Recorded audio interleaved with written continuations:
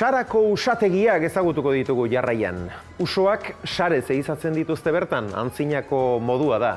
Urri hasieran hasi ziren eta azaro erdialdera arte luzatuko da urtengo sasoia. Nerea Olaso hantxe izan da.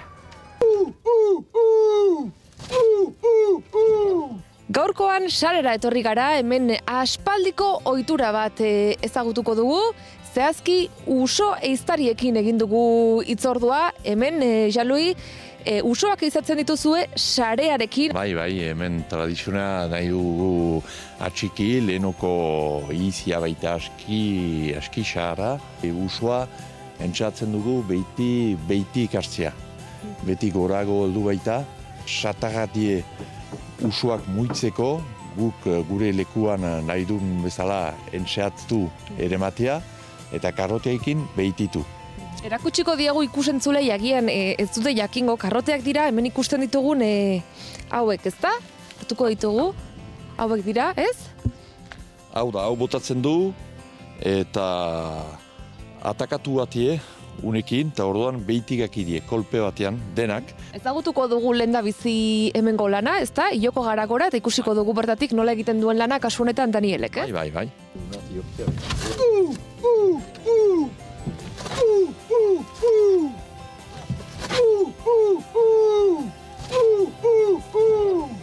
Entzun zaitugu oiuka eta hemen ahotsa galduko duzu. Bai, aizia kontra baita eta uliatua da oiua itia, urtzen ez zute itzen bertziak. Beno, orain, beste postu batean gira, ikusten dugu hemen badagola postu bat, hor parean beste bat, urrunean ere beste bat, ez da? Hemen postauk denak, entzatzen dute usua hemen ez ustiak atia eskapatzia, behaute sare aldea iogi. Hemen, esan bezala, pasatu ditugu ordu batzu, baina oraindik ez dugu ezer lortu, Guai, entzatzen da, uste dizu, han biratzia, han karrotia botatzen nahi, sare antzina baitie usuak. Ez dute karrotia ongi hartu, duzkia izpaita oino ongi atiatua. Beno, baitzulia beraz hemen amaituko dugu, saretan, hemen ikusi dugu bota duzuela dagoeneko, nola izaten da hemen sarea botatzearena?